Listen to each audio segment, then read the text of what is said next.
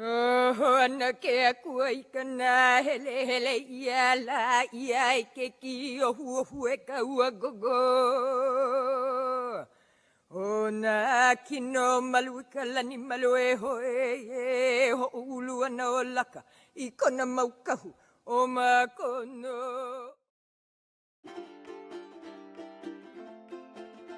When the Polynesian settlers came to Hawaii, their ideas about a new type of government was established.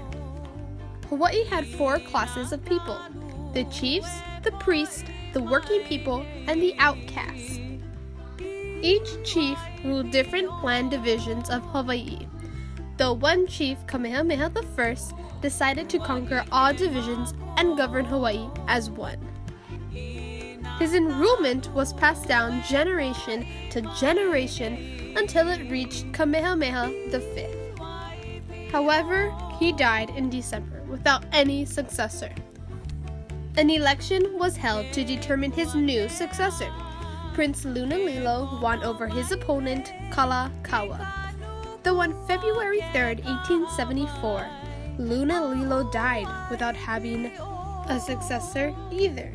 Another election was held, and Kalakaua won over his opponent, Queen Emma. Interest in Hawaii began in America as early as the 1820s, when New England missionaries tried to spread their faith.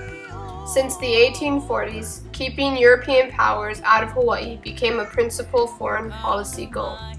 Americans acquired a true stronghold in Hawaii as a result of the sugar trade.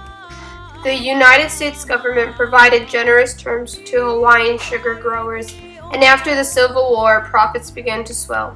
A turning point in U.S.-Hawaiian relations occurred in 1890 when Congress approved the McKinley Tariff, which raised import rates on foreign sugar. Hawaiian sugar planters were now being undersold in the American market, and as a result, a depression swept the islands. The sugar growers, mostly white Americans, knew that if Hawaii were to be annexed by the United States, the tariff problem would naturally disappear. At the same time, the Hawaiian throne was passed to Queen Liliuokalani, who determined that the root of Hawaii's problems was foreign interference. Liliuokalani, a trustworthy queen to the Hawaiian people. Born on September 2nd, 1838, Liliuokalani was the last monarch that ruled a unified Hawaiian kingdom and the first female queen to rule the Hawaiian grounds. As Liliuokalani proceeded as queen, she decided to change things. She wanted to bring back the old Hawaiian government and give to the Hawaiian people. She wanted to preserve the islands for their native residents. In 1887, Liliuokalani learned that her own brother, had been forced to sign the 1887 Constitution of the Kingdom of Hawaii. This constitution immediately became known as the Bayonet Constitution because of the use of intimidation by armed forces, which forced King Kalakaua to sign it or to be killed. The Constitution was written by Hawaiian, American, and European anti-monarchists to strip the Hawaiian monarchy of much of its power, instead empowering the kingdom's legislature and cabinet. Many of those who wrote or backed the Constitution saw it as a first step towards the overthrow of the kingdom and the annexation of Hawaii into the United States. The Queen began working to break the Constitution forced onto her people. She started writing a new constitution that would restore the veto power to the monarchy.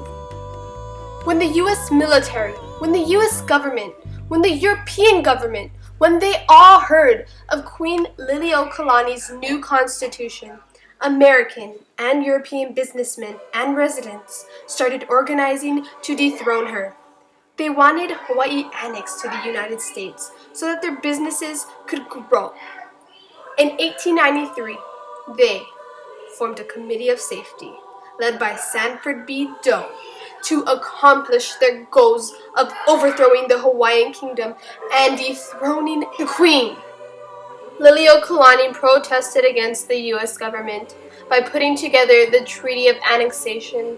She wrote to them, declaring that the treaty was to be an act of wrong towards the native and part native people of Hawaii, that it was an invasion of the rights of the ruling chiefs, a violation of international rights both towards her people and friendly nations with whom they made treaties, and finally an act of gross injustice to the Queen herself. Native Hawaiians staged mass protest rallies and formed two gender-designated groups to protest the overthrow and prevent annexation. One was the Hui Hawaii Aloha Aina, translated as the Hawaiian Patriotic League. The other was its female group, the Hui Hawaii Aloha Aina Ona Wahine. On January 5th of 1895, the protests took the form of an armed attempt to derail the annexation, but the armed revolt was suppressed by forces of the Republic. The Hui Aloha Aina for women and the Hui Aloha Aina for men now organized a mass petition drive. They hoped that if the U.S. government realized that the majority of Native Hawaiian citizens opposed annexation, the move to annex Hawaii would be stopped. Between September 11th and October 2nd, the two groups collected petition signatures at public meetings held on each of the 5 islands of Hawaii. The petition clearly marked "Petition Against Annexation" and written in both the Hawaiian and English languages. It was signed by 21,000 Native Hawaiian people, or more than half the 39,000 Native Hawaiians and mixed-blood persons reported by the Hawaiian Commission census for the same year. The 4 delegates and Liliuokalani planned a strategy to present the petition to the Senate. The delegation and Liliuokalani met Senator George Hoare. In the following days, the delegates met with many senators, voicing their opinions to the annexation. By the time the delegates left Washington on February 27, 1898, there were still 46 senators willing to vote for annexation. The treaty was defeated in the Senate. Queen Liliuokalani was also the head leader of the Onipa'a movement. This movement was the kingdom's bitter fight against Americans to save Hawaii's sovereignty. During the movement, they staged rallies, organized petitions, and looked for ways to break the U.S. government. On January 16, in 1893, sailors and Marines aboard the USS Boston in Honolulu Harbor came ashore under orders of the U.S. The presence of these troops were a threat to Queen Liliuokalani and made it impossible for the monarchy to protect itself. She temporarily gave up her throne to the superior military forces of the United States. In 1895, a failed attempt by Hawaiian royalists to restore Queen Liliuokalani to power resulted in her arrest. Queen Liliuokalani was convicted of having knowledge of a royalist plot and was fined. She was sentenced to 5 years in prison and hard labor. She was imprisoned in an upstairs bedroom at Iolani Palace and was denied any visitors. She wrote approximately 165 songs that expressed a deep love of her land and people. She wrote these songs in hope to preserve the musical traditions of Hawaii so that its history and culture would never be lost. Liliuokalani stood up against the U.S. She fought for what was rightfully hers. Though she lost, she is still remembered as a symbol of what Hawaii was. and she is remembered as the queen who wouldn't back down without a peaceful fight. Liliuokalani spent the rest of her life petitioning to have the island's sovereignty restored. Today she remains as a symbol of Hawaiian culture and independence, and a reminder to honor, preserve heritage in spite of political changes. The life story of Hawaii's first and last queen is and was tragic. Aloha oi, farewell to thee, one fond embrace, before I now depart, until we meet again. Liliuokalani. I've been staring at the edge of the water long as I can remember, never really knowing why.